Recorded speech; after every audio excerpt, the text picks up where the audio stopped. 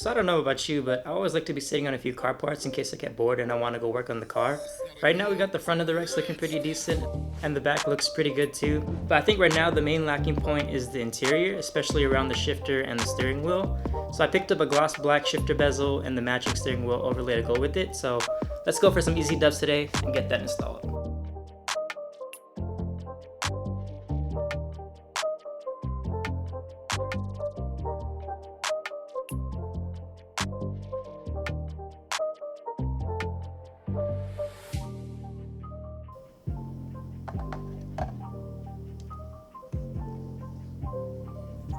So to get the old shift boot off, there's going to be these tabs around the shifter bezel where you just push them in and then pop it right out. So if we look at the new one, you can see that there's 3 on the top, 3 on the side, and then another 2 on the bottom. So